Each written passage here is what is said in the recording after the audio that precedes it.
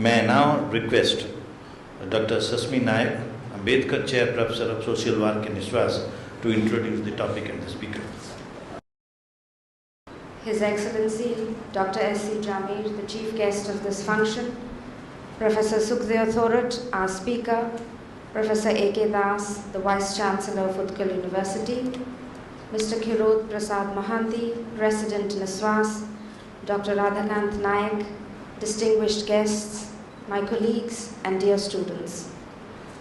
We are gathered here this afternoon to honor the memory of Dr. Bhim Rao Ambedkar through a lecture that would explore the challenges to equity of access to institutions of higher education.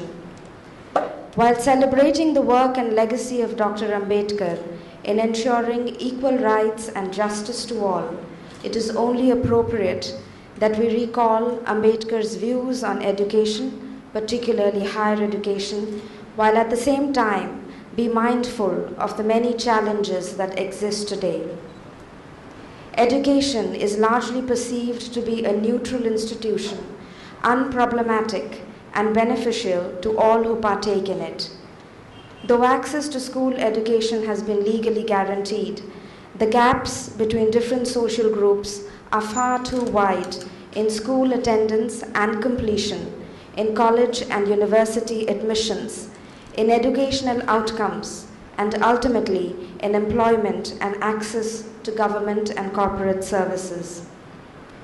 Ambedkar, in his lifetime, had encouraged and prioritized higher education as the panacea for our social troubles. He had utmost faith in the emancipatory and liberative potential of education, especially higher education.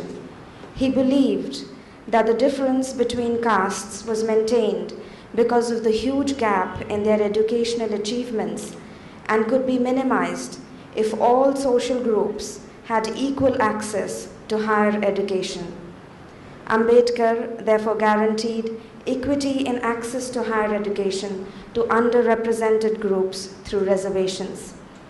He intended it to be a tool for removing the exclusionary tendencies in Indian society and justified it both morally and legally.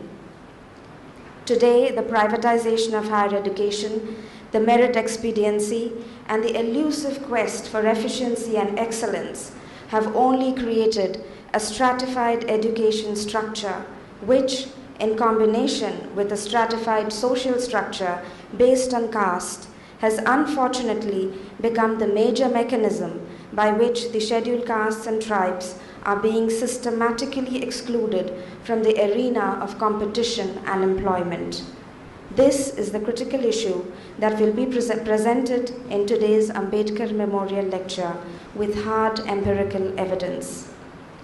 I have the real privilege to introduce to you the distinguished speaker of the 2016 Ambedkar Memorial Lecture, Professor Sukhadeo Thorat. Professor Thorat is one of India's leading economists, a nationally recognized expert on higher education, and a prominent public intellectual. He has been a professor with the Center for the Study of Regional Development in the Jawaharlal Nehru University for the past 35 years, with breaks to become the chairman of the UGC and then the chairman of the ICSSR. Professor Thorat's scholarship has been unique in the sense that he has been able to empirically prove caste-based discrimination and combine the study of caste with mainstream economic research. One of his significant contributions is a concept of caste and untouchability based on economic discrimination and its consequences on poverty and inequality in a market economy. Professor Thorat is the founder of the Indian Institute of Dalit Studies, which does cutting-edge research on policy issues concerning the scheduled castes, tribes, and the minorities. As chairman UGC, he set up 32 centers for the study of social exclusion and inclusive policies all across the country. He is also responsible for instituting a whole range of scholarships for research scholars that specifically include the marginalized, minorities, and persons with disabilities. As Chairman ICSSR, he continues to encourage research on critical issues that demand practical solutions.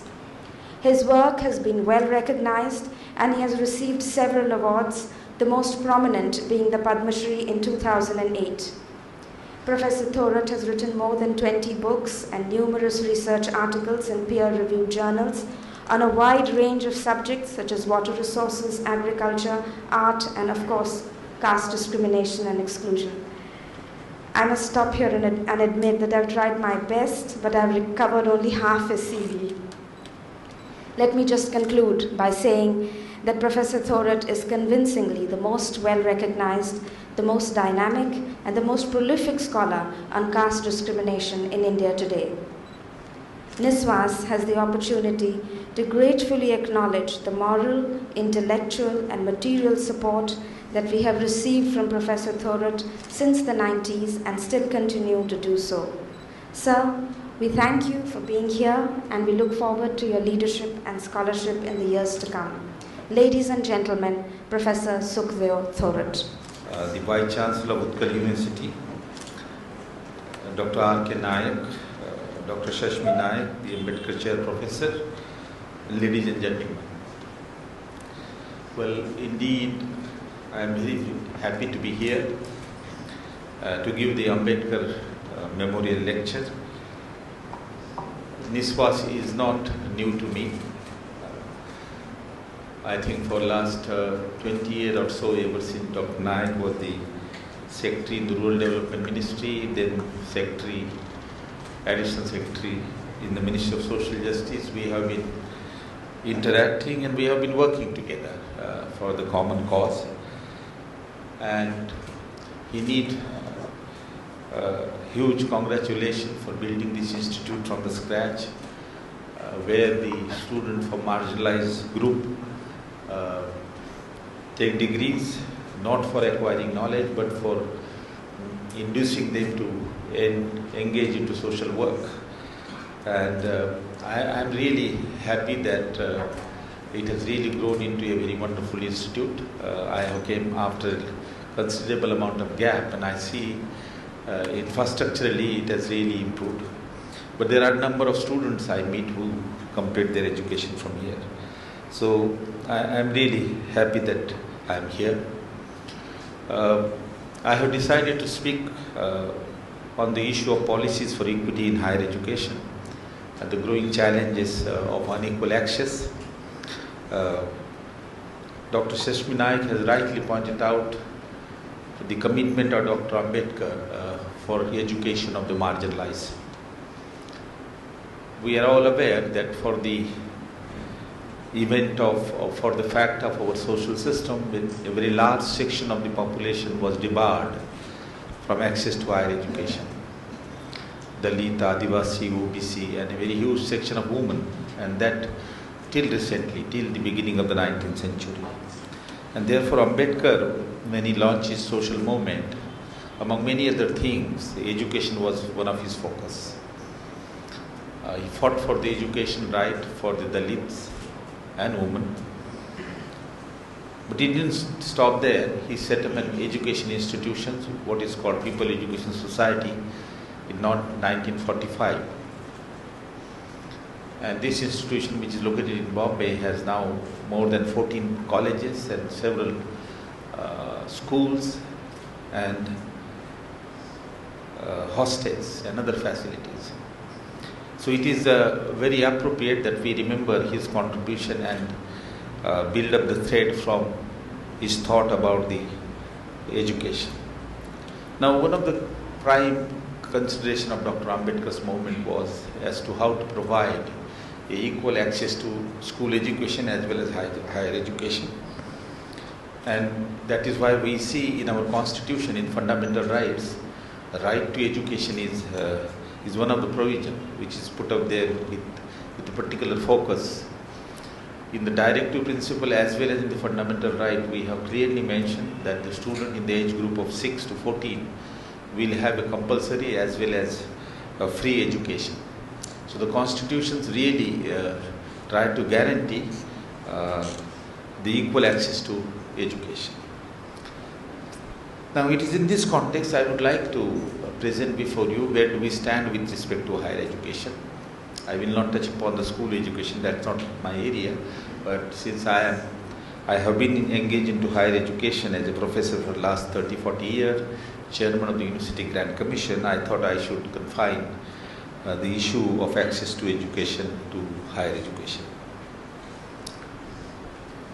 Friends, ever since we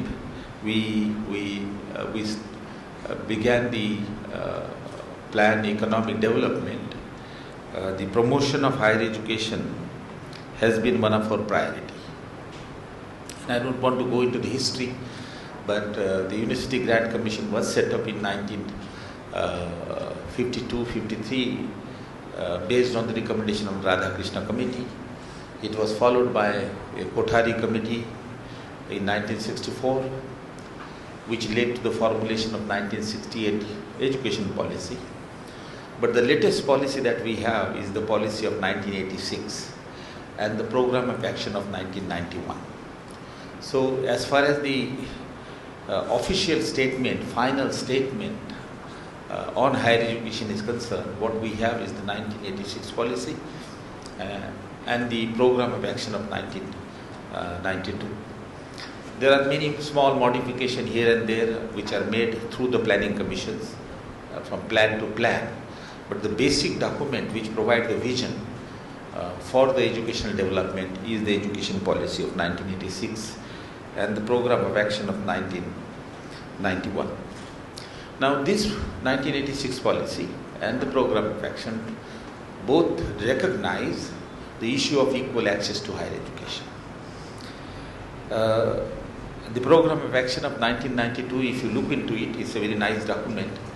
You will realize that it very explicitly recognizes the disparities in access to higher education. It recognized at that time the disparity in access to higher education between the poor and the non-poor, irrespective of caste, religion, ethnicity.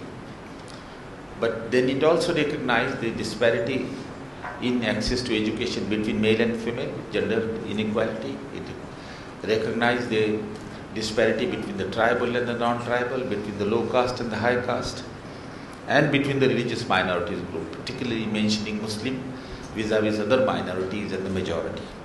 So there is a recognition in that policy, and then there is a program of action that certain steps will be taken by the government to reduce the gap and provide, bring everybody on par and have an equal access.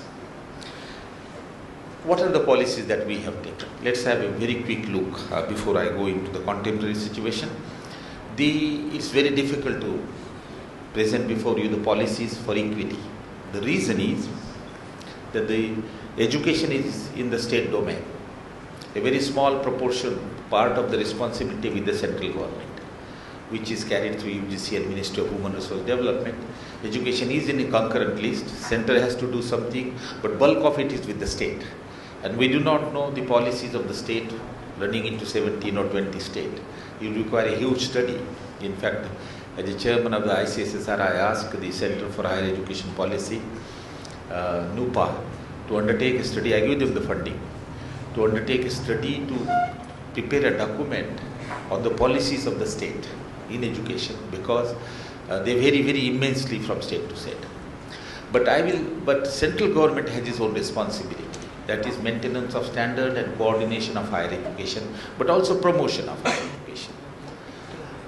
Therefore, I will only remain confined to this policy measure taken by the central government to provide the equal access and to reduce the gap in access to higher education. In my view, there are three important steps, policy instruments which have been used by the central government to provide the access to the higher education. The first is that the central government set up an education institution. They have that authority. So we have at the moment 45 central universities. We have several institutions of national importance, what are called Indian Institute of Technology, Indian Institute of Management, and several other institutes, which are set up by the central government directly and supported and financed. So that is the one policy instrument which the central government used by increasing the education institution. Although the bulk of the universities are with the state, 60-65% of the universities are state, 90% of the colleges, undergraduate colleges are with the state, but there is a substantial one small section with the central government whereby they promote higher education and affordable education. The second instrument that they use is, of course, by providing the facilities, by providing financial support, fellowships, promoting girls' education, exempting from the fees, providing subsidies. So there are a number of steps that the central government takes, providing hostel, providing free ships, providing fee waivers, providing large number of scholarship for PhD and masters, and also for specific groups such as scheduled caste and scheduled tribe, providing books, uniform, and other special assistance to the students. So that is the second set of policies which are for equity, which are undertaken by the state, by the central government. And the last is, of course, the reservation for the scheduled caste, scheduled tribe in the education institutions, whereby these three sections now, SC, ST, and lately OBC, get admission into the central institution, and this is followed by the state then. That provide a direct access to the this category of student. But what is important is that even central government also have a sort of an informal affirmative action policy for the girls. Several steps are taken by the central government. Legally there is no reservation policy, but informally there are several policy measures whereby the central government try to promote education among the girls. Now these are the three set of policy instrument which the state government has, which the central government has used for promoting equity and equal access to higher education. Now which are the institutions? Which are the institutions which provide equal access to higher education? We have three categories of higher education institutions. One are the government institutions, by the center, by the state, by the local bodies like municipality, Jilla Parishad. These are government institutions which provide education at a very, very subsidized rate, at a very low tuition fee. So poor and non-poor both can have an access to higher education. There is other category of the institutions, and these include both university and the colleges, government colleges as well as state universities, central universities, institutions of national importance. Then there is other category that we have developed, and we developed quite ago, and these are private aided institutions. That these certain private people with philanthropic motivations set up institution. In fact, one of the oldest colleges was the Hindu College in Calcutta, and you may have here started by the private individual as well as by the Christian missionaries and others. So the private aided category, first initiative is taken by the private, and after having started, then the government will give support. NISWASS falls in that category. The similarity between the government and the private aided is that the fee structure is almost similar to that of the government, so that even the poor can afford to have an education through private aided institutions. So government and the private aided institutions where the fee structure is quite low and even poor can afford to get admission is one of the instruments that has been used by the central and the state government to provide an equal access. And this has really expanded over a period of time. But very recently, in the 70s and lately, what has happened is that there is another category of institutions which have come into the picture and which provide education, and these are the self-financing private institutions. I would call them self-financing student financing institution as a matter of fact, because most of the funding comes from the student. They are largely confined to professional courses. So this third category has emerged since the early 70s. Now, what is the proportion of magnitude of this three category of the institutions? I would like to give some figure which is available at the All India level, that if you take institutions at All India level, you get the following picture. That is, we have close to 108 universities at the moment. Central, state, and the colleges. No, colleges are separate. So there are about 108 universities, of which 45 are central university. Then there are rest of them are state universities. In the university sector, we had only state universities, public universities.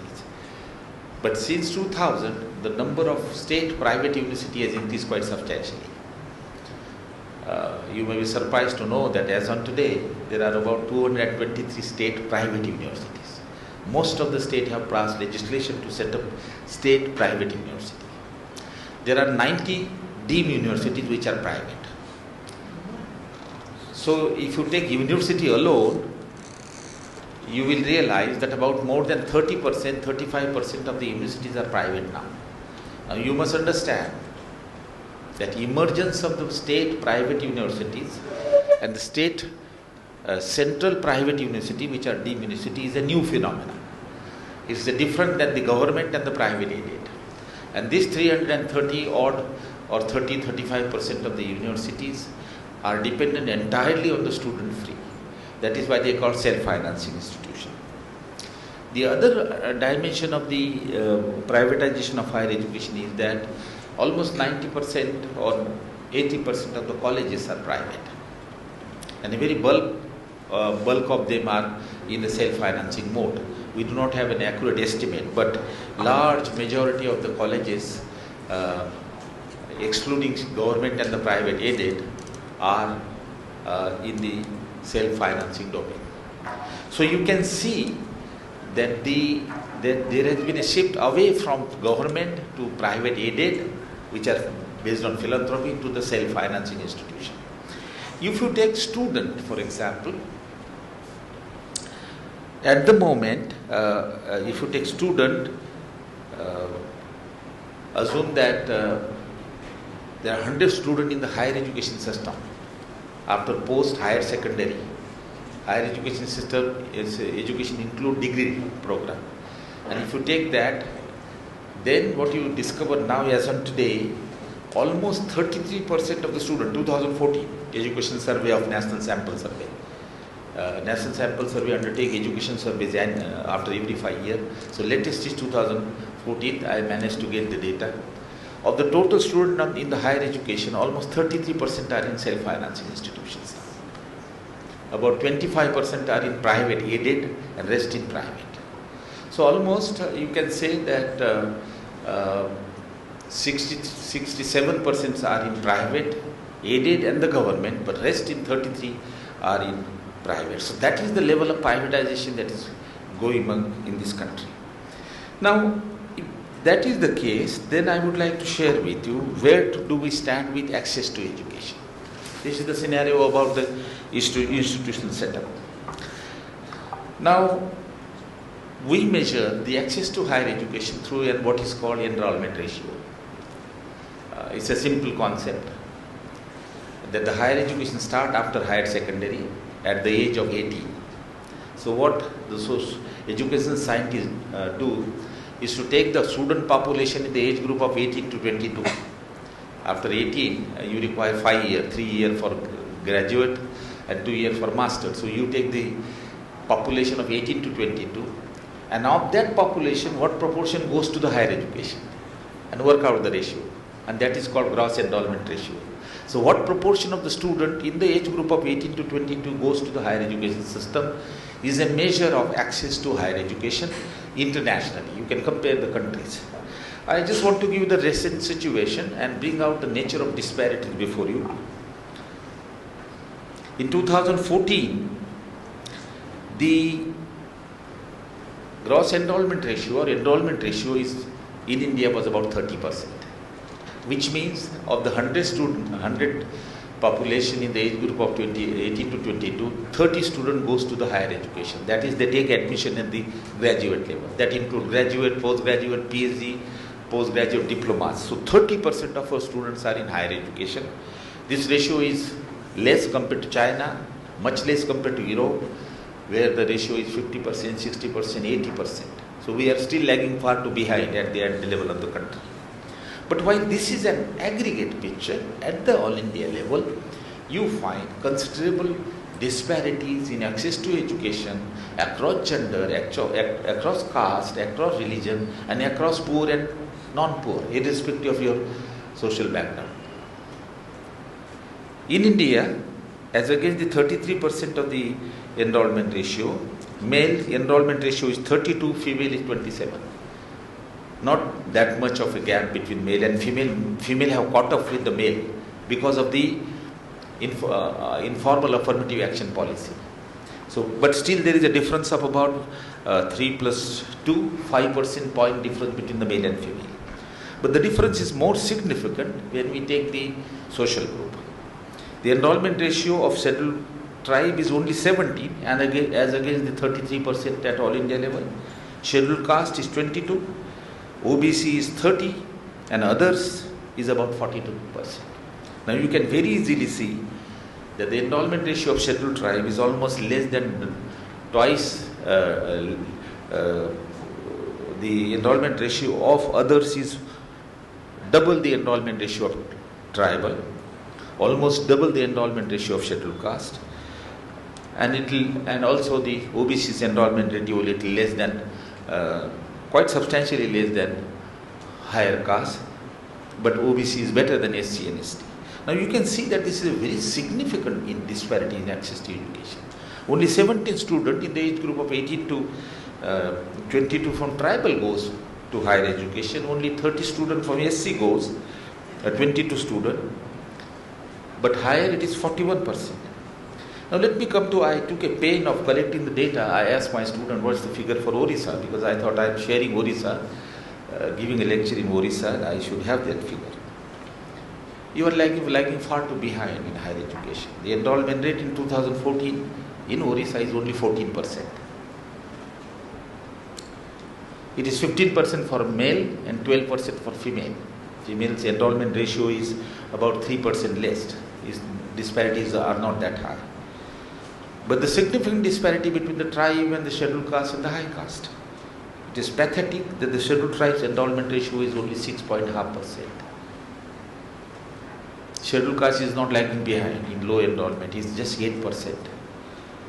OBC is reasonably good, 15%, but the high caste is 23%. Disparities are significant, although the enrollment ratio is itself is low, but disparities are quite high. There are disparities against, between the religious group. At all India level, Muslims are lacking terribly. As against the 33%, as I said, Muslims enrollment ratio is only 16%. Hindus are close to the 33%, 31%. So you can see that the disparities between the gender are reasonably less, but across the social group is much higher, despite the fact that Dr. Ambedkar emphasized on this. But let me come to the poor and non-poor, irrespective of caste, religion, whatever. If you arrange the poor and non-poor by their income level, and see the enrollment ratio, you get a very pathetic picture. At all India level, I formulate what is called quantile. It's little complicated, but if you take income level in the country and classify them into 5 groups, bottom, then less to bottom, then third, fourth and fifth and top. Enrollment ratio of those who are at the bottom of the income, their enrollment is only 10%. And then it goes on. As your income level goes up, it goes on to 18, 26, 41. And guess what is the enrollment ratio of those who are at the top income bracket? It is 74%. You did not go to Europe. You did not go to USA. We have a Europe here in this country itself. The rich enrollment ratio is almost 74%. Well, let me share with you the story of Odisha. The poor in Odisha have an enrollment ratio which is close to 6%. It goes to 10% to the next class, 21% to the third class, then 34% to the fourth, and 52% to the rich. So you can see the disparity in Odisha between the poor and the non-poor. The people who are at the bottom of the hierarchy in terms of income, their enrollment ratio is only 6%, as against 52% for the top. So you can multiply how many times? This is say 8-9 times enrollment ratio among the rich. Now these are the disparities that we have here. Now let me tell you one thing, don't misunderstand me. Higher education has progressed in the country. The enrollment ratio in 1960 was only 1%. From 1% to 30% is a remarkable jump. And that enrollment ratio has also increased for tribal, for scheduled castes, for girls, for poor, for rich. But after having that change, the rate of change among the social group and the poor is relatively less, so that they have been unable to catch up with the poor, relatively rich.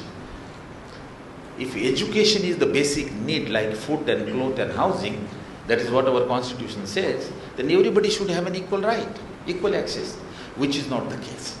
Now this is the story of the disparities in higher education. Now let me come to what are the causes? There are number of causes, of course. We use public institution and private aided institution with a minimum fee as an instrument of providing equal access to anybody. Subject to the merit, anybody can go. Income is not matter, doesn't matter. On the contrary, there is a preference for those who are poor. We use that strategy as a matter of fact, and it has helped us. It has helped for the massification of education. Large section of the people have access to education now. But there are factors like poverty. There are factors like having lesser number of the schools in the remote areas. There are issues of discrimination based on caste, gender, ethnicity. These pull down the access of the tribal and the scheduled caste and the girls to the higher education. But among the major factor in my view is the growing privatization of higher education, which is making the education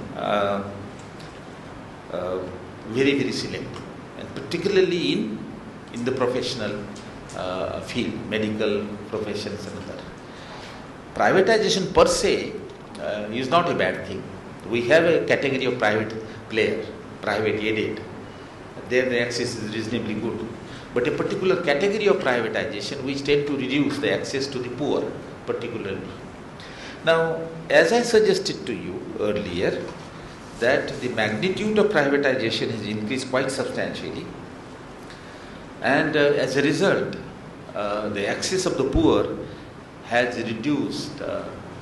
Their ability to access the education in these private self-financing institutions is less.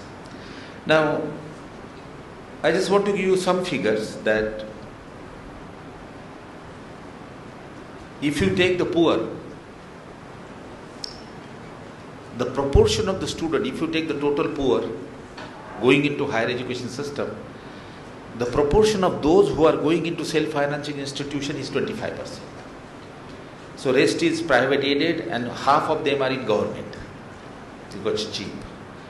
But at the top level, almost 42% of the students which are rich goes to the self-financing institution. They heavily depend on the government institution and private aided. Where there is the issue of private, where there is the issue of quality, another thing. But quite apart from the quality, access itself is an issue. At least government and private aided give them the access, but they depend quite heavily on the government as such. Now, these are the issues that you get as far as the access to the private sector is concerned. Now, there are statistics of Odisha. I would not like to spend more time on that. The trend is the similar, that in Odisha also relatively economically better off. A very large portion of them goes to the self-financing institution, and they depend less on the government and the private aid.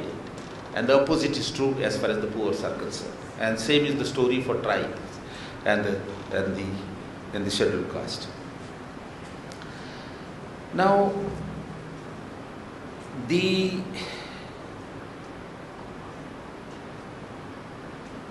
presence of the self-financing institutions with a higher tuition fee would not matter, would not bother us if there is a financial support to the poor student who on the basis of their merit get admission in self-financing institutions.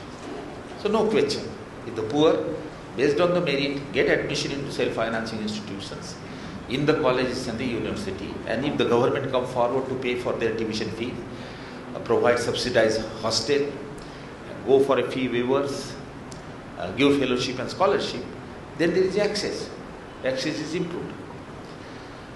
Now this 2014 data also provide you some statistic on how many students get scholarship in the self-financing institution and in the government institution.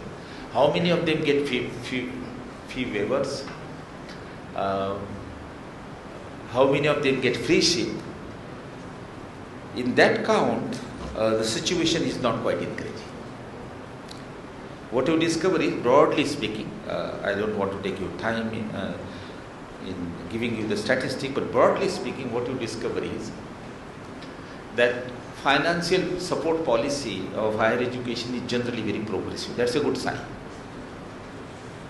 A larger proportion of poor students get scholarship, get fellowships, gets fee waivers as compared to the relatively rich. And that's a progressive aspect of our policy. But if you come to the self-financing institutions, what you discover is the two important things. One, that the proportion of fellowship holders, scholarship holder, proportion of those who get fee waiver in the self-financing institution is very small. I think it is in the range of 4 to 5%, very, very low. So the base itself is very low. There is no financial support that is coming up from the self-financing institutions, or government is not supporting for the students, those who are getting admitted into the self-financing institutions. Some state has taken this initiative, probably Odisha has taken, I do not know, I am ignorant about it, but Karnataka, Maharashtra, they pay the fees for scheduled caste and scheduled tribe to a certain extent. But with all that, we have seen the access of the scheduled caste, scheduled tribe to the self-financing institution. So the first thing is the very small proportion of the student get scholarship, fee waiver and free ship. Second is that unfortunately, and I am little surprised, that this scholarship, fellowship and fee waivers are, the proportion of that is relatively high among the government institution and the private and aided, and relatively less among the self-financing institution. The situation should have been, in fact, just the opposite. The education which is expensive, there more financial support should have come. But that is not what is happening. But there are one or two features which I discovered and which are disturbing to me and perhaps to you also, is that the non-progressive policy of the self-financing institution in offering fellowship, scholarship and fee waiver. What you discover is that there is a bias towards the relatively rich in terms of giving fellowships. and fee waivers. It's very surprising. The figure is not very high, but whatever figure is there, the proportion of those who are getting fellowship scholarship is slightly higher for the relatively better off as against the relatively poor. But most surprising is that the scheduled caste, particularly the proportion of those who are getting fee waiver, scholarship and fellowship in the self-financing institution is less.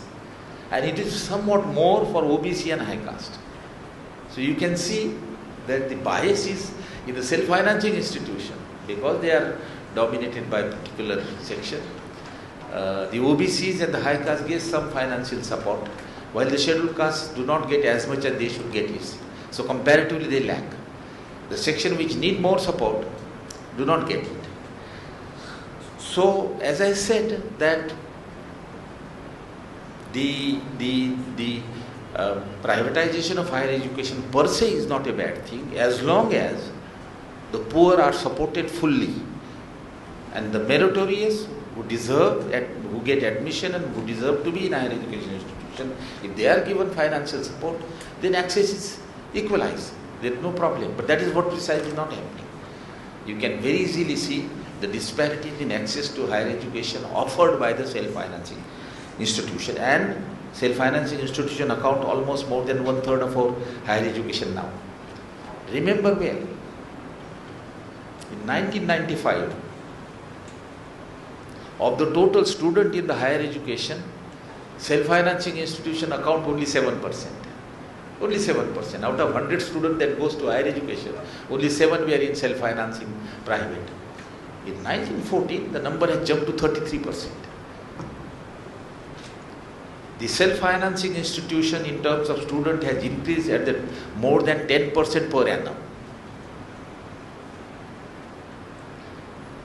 And the share of the private aided has declined, which are essentially philanthropic institutions like this, NISWASS. They have declined and government is stagnant. So in fact what is happening is that the private aided sector is being taken over by the private unaided sector, self-financing sector, while the government remaining same. This is the trend that is going on. So philanthropic education, which was the main hallmark of our higher education system, all private aided started by Hindu organization, Mother Noliya started Hindu Banaras University, Muslim started Aligarh Muslim University. There is a massive movement of setting up of education institution through the social philanthropy. Now the moment it is realized that higher education is also a sector where you can earn some money, the social justice philanthropical attitude has declined now. So instead of setting up an institute in private aided mode, you tend to set up the institute in the self-financing mode. So the trend is towards self-financing, private, and private aided is declining and government is somehow able to maintain. Now, so I think in my view, this is one of the major reasons why it creating an unequal access. Unfortunately, the government at the center and in the state is not serious about it. I do not know about Odisha, but I can give an example of my state. The fact that the state private university was a rare commodity. You haven't heard of a state private university. We have 223 because every state has passed an legislation for setting up a state private university. My state had set up, but my state went a step ahead. That they have also passed a bill for a self-financing school in school sector. Self-financing. And it's increasing rapidly. I don't know what is the situation in Odisha. I haven't collected the figure of the school.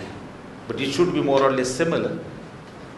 Constitution recognizes that the student in the age group of 6 to 14 should have a compulsory and free education, both in fundamental rights as well as in directive principle. Directive principle are the principle on the basis of which state should pass the law and the policy. These are directive to the state. And we are doing my state does exactly opposite of that. Instead of making the school education free and compulsory, we are making it expensive and and not compulsory.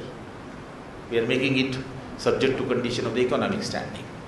And there is no awareness about it. The fact that there has been a growing growth of state private universities to 223, it means that every state has passed legislation and encourage. And of course, colleges, it started in early 70s. And there is a huge expansion of the undergraduate colleges in professional courses in self-financing mode. And let me tell you one thing. There is a massive expansion of non-degree colleges and institutions, about which we do not have any idea. You do a matric and higher secondary and do a diploma in 1-year diploma, 6-month diploma, 2-year diploma. Because they are not degree courses, you need not go to UGC. There is no obligation on you to go to UGC. And the privatization is amazingly high at that level. And particularly in professional courses. You want to be air hostess, you want to be a caterer, pay 5, 2 lakh, 3 lakh rupee and get a diploma in 6 months or 1 year. So the more lucrative job-oriented profession and skill are privatized. It's a good initiative of this government. At least they have set up a Ministry of Skill and Development, and with certain focus that the poor should get. But that include a very small proportion. A large part of it is private, and that creates inequalities. Now let me come to the solution very quickly. If you look at Europe and USA,